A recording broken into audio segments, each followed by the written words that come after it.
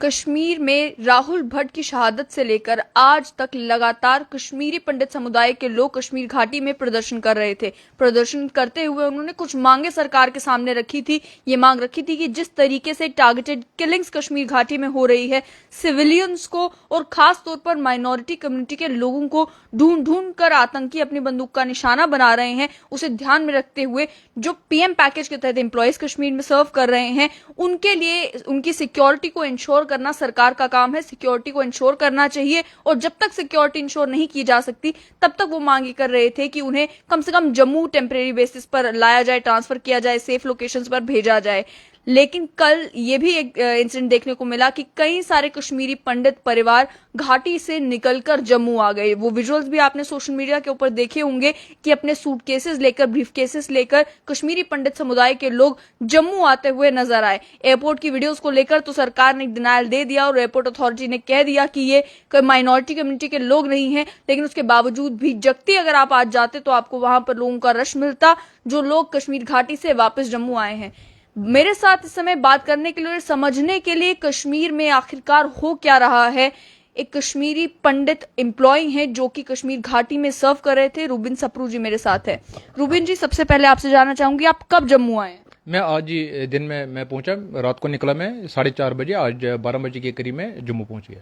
और आपने खुद कितने लोगों को इसी तरीके से, कितने कश्मीरी पंडित परिवारों को कल कश्मीर घाटी से या इन्हीं 2-3 दिनों में कश्मीर घाटी से निकलकर जम्मू आते हुए देखा? मैंने कल भी देखा ट्रांजिट कैंप जहां मैं रहता हूं श्रीनगर में, तो वहां से कल भी गाड़ियां निकली हैं। तो आज मेरे साथ लगभग 15-20 के करीब गाड़ियां जो मेरे साथ थी, जिनमें कोई ज्यादा डिस्टेंस नहीं था। तो आहिस्ता आहिस्ता एम्प्लॉयज आ रहे हैं यहाँ जम्मू आ रहे हैं। और कारण क्या है मेन? क्योंकि पहले तो कश्मीरी पंडित समुदाय के लोग धरना दे रहे थे, प्रदर्शन कर रहे थे, अपनी मांगे रख रहे थे, लेकिन निकलकर जम्मू नहीं आ रहे थे। तो अब ये निकलने की वजह क्या है? मैं आपको थोड़ा सा बैकड्रॉप में ले जाऊंगा। 2010 में जब ये प्राइम मिनिस्टर्स एम्प्लॉयमेंट पैकेज जब इम्प्लीमेंट हुआ, without any road map, without any plan इसको इम्प्लीमेंट किया गया है। उस समय की जो सेंट्रल गवर्नमेंट थी और स्टेट गवर्नमेंट थी, उन्होंने कम्युनिटी को ऑन बोर्ड नहीं लिया, उन्होंने यूथ को ऑन बोर्ड नहीं लिया। जो उनको लगा जैसे उनकी मर्जी थी, उन्होंने इम्प्लीमेंट की।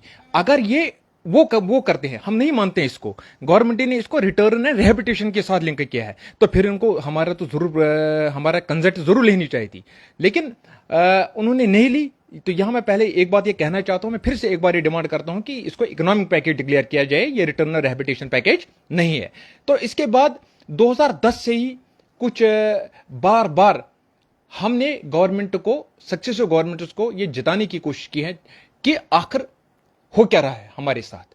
लेकिन अनफॉर्चुनेटली सक्सेसिव गवर्नमेंट, जो एडमिनिस्ट्रेशन है, even political parties, they completely lost touch with the employees working at ground in Kashmir valley.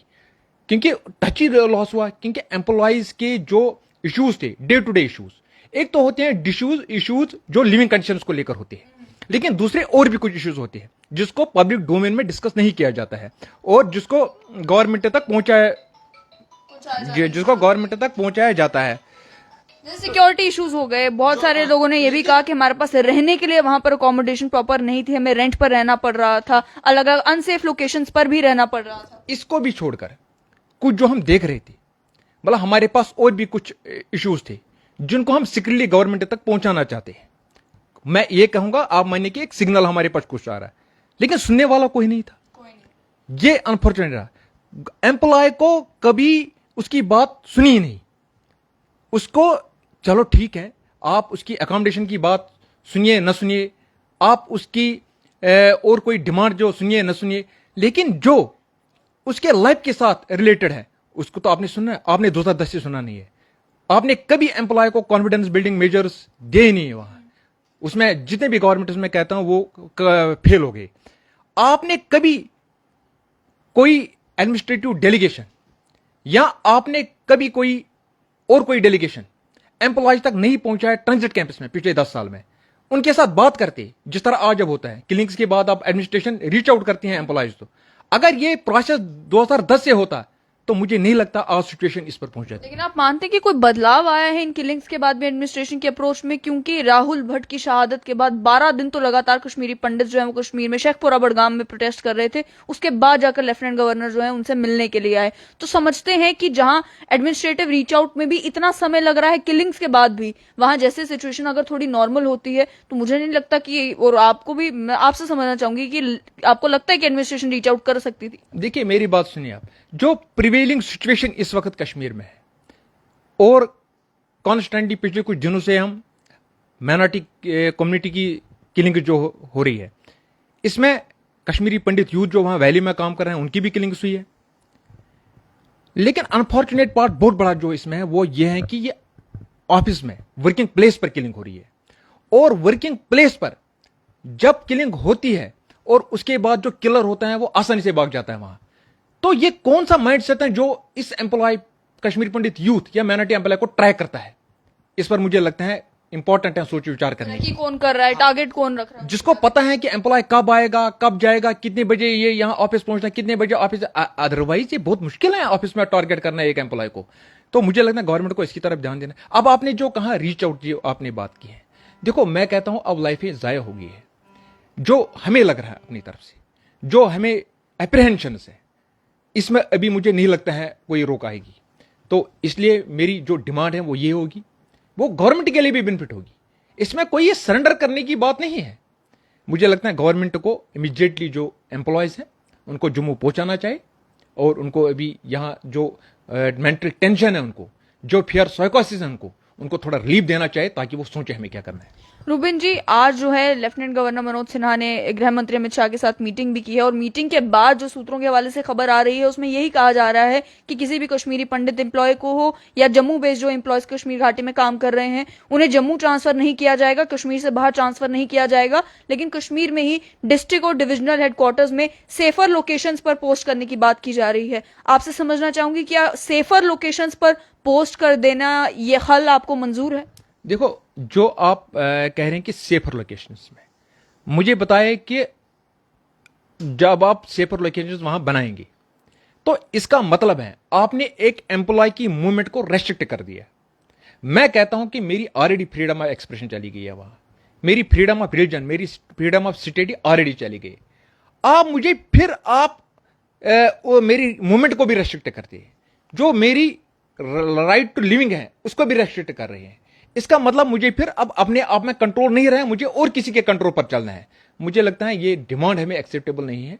इसमें एक ही सोल्यूशन है जो मैं मानता हूं, ये दोनों, ये गवर्नमेंट के लिए भी बेनिफिट है और ये एम्प्लॉयज के लिए भी बेनिफिट है। लेकिन उसमें बहुत सारे लोग ये आर्गुमेंट पेश करते हैं कि आप पीएम पैकेज के तहत जो है वो लगे हैं, तो पीएम पैकेज के तहत जो एम्प्लॉयज लगे हैं उन्हें तो मालूम था कि उन्हें कश्मीर में ही सर्व करना है। कश्मीर अनस्टेबल रहा है, अभी भी अनस्टेबल ही है, हो सकता है उसकी इंटेंसिटी पहले कम रही हो, अब ज्यादा हो गई हो, लेकिन ये तो उनको मालूम ही था कि कॉन्फ्लिक्ट एरिया है, वहां पर इस तरीके के इंसिडेंट्स होते रहते हैं। उसके बाद बहुत सारे इंसिडेंट उसके बाद भी हुए हैं, जिसके बावजूद भी एम्प्लॉयज जो है वो कंटिन्यू काम करते रहे हैं। अभी भी सरकार ये कह रही है कि हो सकता है ये फेज भी जो है इससे भी हम बाहर निकल जाएं, लेकिन अभी के लिए अगर आपको सेफर लोकेशंस पर पोस्ट कर दिया जाता है तो ये मंजूर क्यों नहीं है? देखो मैं कह रहा हूं कि जो आपने पहले बात की है कि आप कह रहे हैं कि आपको पता था ये होने वाला है, ये सही बात है। मगर एक बात मुझे बताए, जब एम्प्लॉय जिंदा रहेगा तभी तो वो एम्प्लॉयमेंट करेगा ना, या जॉब करेगा। जब वो जिंदा ही नहीं रहेगा तो उसको जॉब क्यों करना है? और यहां एक बड़ा इंपॉर्टेंट जो है वो मैं बात कहना चाहता हूं, कश्मीरी पंडित जो है ये विक्टिम ऑफ टेररिज्म है। अगर टेररिज्म का एक्सपेरिमेंट किया गया है तो ये कश्मीरी पंडित पर किया गया है। वो मैंने पहले भी ये बात कही, मैं आज भी इस बात कह रहा हूं, वो माइंडसेट आज भी इंटैक्ट है।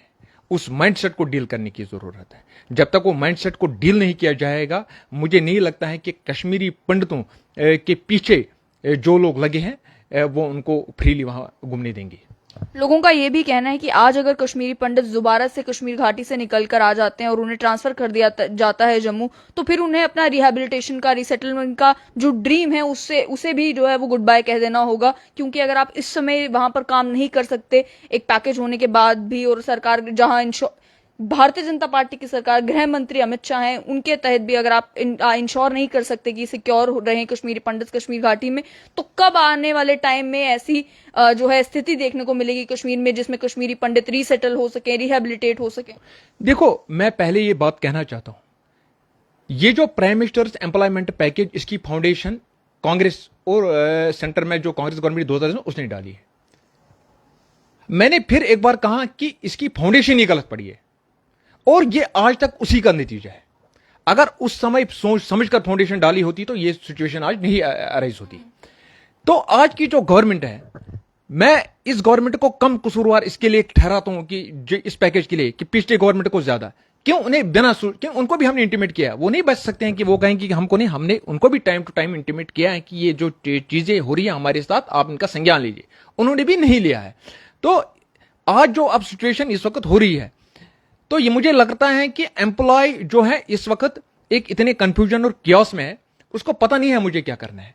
तो मैं समझता हूं कि यहां गवर्नमेंट को एक रिस्पॉन्सिबिलिटी बनती है कि एम्प्लॉय को सोचने का मौका दिया जाए। अब आपने एक बात की है कि रिहैबिलिटेशन की, जो आपने बात की है, देखो मेरी यहां डिमांड है सबसे पहले कि ये पैकेज जो है इसको रिहैबिलिटेशन के साथ लिंक नहीं करना है, इसको इकोनॉमिक पैकेज डिक्लेयर करना है। रिहैबिलिटेशन के साथ लिंक क्यों नहीं करना है, मैं इस पर आऊंगा। आप मुझे बताइए, आप घर से एक बंदे को उठा रहे हैं, दूसरे बंदे को उठा रहे हैं, आप जाइए कश्मीर जी, आप जॉब कीजिए, तो उसकी सारी फैमिली कहां है? जम्मू में। और अगर 5 लाख 6 लाख या 7 लाख कश्मीरी पंडित यहां है, तो 4000 या 5000 यूथ वहां जाएंगे कश्मीर में। तो ये रिहैबिलिटेशन नहीं ना होगी। रिहैबिलिटेशन तब होती है जब एंटायर कम्युनिटी उसका पार्ट बनेगी। मुझे लगता है जब तक एंटायर कम्युनिटी इसका पार्ट नहीं बनेगी, ये रिहैबिलिटेशन सक्सेसफुल नहीं होगी।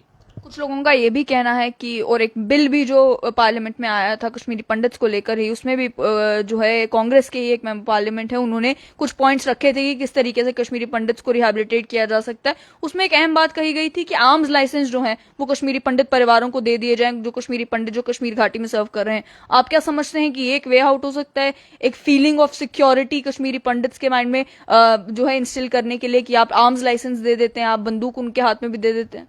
देखो, मैं इसको एक्सेप्ट नहीं करता हूं। मेरा जॉब प्रोफाइल, आप मानिए एक टीचर हूं, मेरे हाथ में पेन होना चाहिए, गन नहीं होना चाहिए।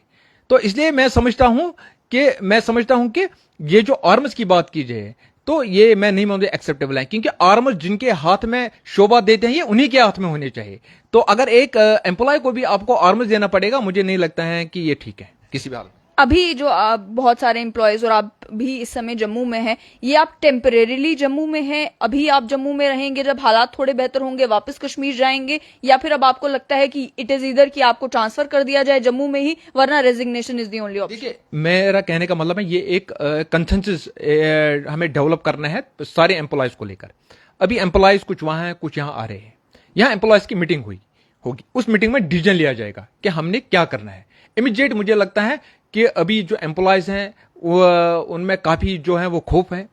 तो खौफ इस तरह का था कि जब से ये किलिंग्स पिछले 2 ही, रंजनी बालाजी की किलिंग हुई है और हमारे बैंक मैनेजर साहब की जो किलिंग हुई इलाके देहाती बैंक की, विजय कुमार की, उससे ये हुआ कि अब ट्रांजिट कैंपस से भी जो एम्प्लॉयज पंडित यूथ वहां है वो बाहर नहीं निकलते हैं। जो रेंटेड अकोमोडेशन पर थे वो तो ऑलरेडी जम्मू पहुंच गए, वो बाहर ही नहीं निकल रहे हैं।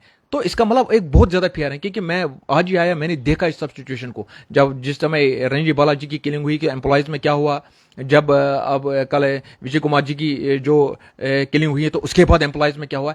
एम्प्लॉय अब कॉलोनी से बाहर कदम रखने के लिए तैयार नहीं है। तो मुझे नहीं लगता है कि, मुझे लगता है इसलिए एम्प्लॉय जब जम्मू पहुंचेगा उसको थोड़ा सा रिलीफ मिलेगा, यहाँ फैमिली के साथ, यहाँ वो थोड़ा सा उस मेंटल टेंशन से, जो ट्रोमा जो है उसे बाहर आएगा, उसके बाद ही वो थॉट लिख सकते हैं कि हमें क्या करना है। आपसे समझना चाहूंगी कि आपको क्या लगता है कि सरकार को क्या कदम उठाने चाहिए इंश्योर करने के लिए कि कश्मीरी पंडित युवा जो कश्मीर घाटी में सर्व कर रहे हैं वो खुद को सिक्योर महसूस कर सके, या फिर उसकी पॉसिबिलिटी जो है वो अब रही नहीं है, मच वाटर हैज फ्लोन, और अब पॉसिबिलिटी यही है कि आप वापस जम्मू ट्रांसफर कर दे सभी को? आपको पता हमारी हालत क्या हुई है, मैं एक यहां बताऊंगा। वो है ना, grindstone hung at the foot, a deadwood log hung at the neck, the one will not allow me to sink and one will not allow me to float. हमारी हालत ये हुई है, ना हम नीचे पानी में जा सकते और ना हम ऊपर आ सकते हैं, क्योंकि ये इस तरह की सिचुएशन इस वक्त हुई है घाटी में, कि घाटी में इस तरह की सिचुएशन एक अलार्मिंग सिचुएशन है हमारे लिए, माइनॉरिटीज को लेकर, जो हमें देखा, क्योंकि हम ग्राउंड जीरो पर थे, हमने इस चीज को देखा है।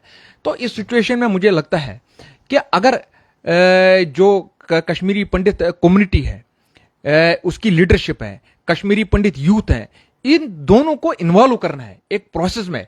जब तक उस प्रोसेस में आप इन्वॉल्व नहीं करेंगे तब तक मुझे नहीं लगता है कि आप एम्प्लॉइज जो पंडित यूथ हैं उनको वहां आप सिक्योरिटी दे सकते हैं। इसलिए मैं फिर से इस पर आऊंगा तो अभी इमीडिएटली मुझे लगता है उनको यहां एडजस्टमेंट करने की जरूरत है जम्मू में। ये कोई सरेंडर नहीं है। क्यों सरेंडर इसलिए नहीं है, मैं क्यों कह रहा हूं ये सरेंडर नहीं है। अगर जो दुश्मन अगर अपने शिकार को ढूंढता है, आपने शिकार ही नहीं उसके पास रखा तो वो तो विबल हो गई।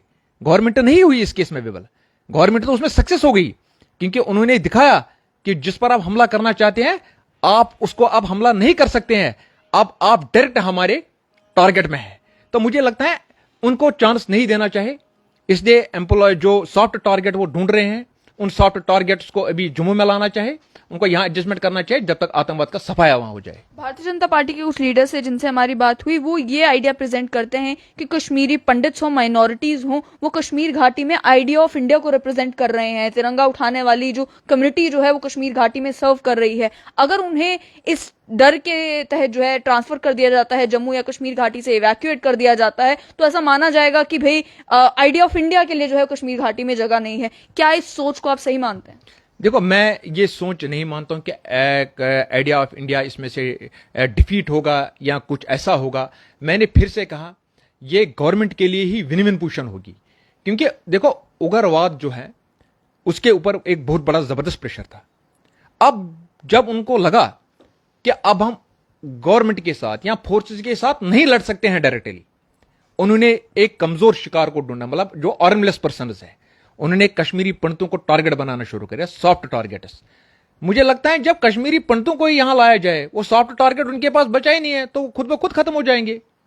बहुत बहुत शुक्रिया। तो आपने साफ तौर पर सुन लिया कि मेरे साथ कश्मीरी पंडित रूबिन जी सप्रू थे जिन्होंने बताया कि कश्मीर घाटी में जो कश्मीरी पंडित समुदाय के लोग एम्प्लॉयज सर्व कर रहे हैं वहां पर उनके माइंड में क्या डर है, क्या खौफ है और वो क्या डिमांड सरकार से रखते हैं। हालांकि बात की जा रही है कि कश्मीरी पंडित्स को सेफर लोकेशंस पर रख दिया जाए, लेकिन जैसा इन्होंने कहा कि आप कश्मीरी पंडित्स को बांध कर नहीं रख सकते कि आपको बस घर से दफ्तर तक जाना है, इस सेफ लोकेशन में आपका दफ्तर होगा। उसके बावजूद भी जो लोग अलग अलग इलाकों में रह रहे थे, उनके घर ऑलरेडी वहां पर हैं, वो रेंट पर वहां पर रह रहे हैं, वो कॉलोनीज में वहां पर रह रहे हैं। आप क्या बिल्कुल किसी को रोक देंगे कि आप घर से बाहर पार्क तक चक्कर लगाने के लिए भी नहीं जा सकते? और अगर वो जाते हैं तो फिर उनकी सेफ्टी को कौन इंश्योर करेगा? इसी के चलते कश्मीरी पंडित्स का इनका ये कहना है, मांग ये है सरकार से कि टेम्परेरी तौर पर उन्हें जम्मू ट्रांसफर कर दिया जाए जब तक कि इन किलिंग्स का सिलसिला कश्मीर घाटी में रोका नहीं जा सकता और जब तक आतंकवाद को कश्मीर घाटी से खत्म नहीं कर दिया जाता।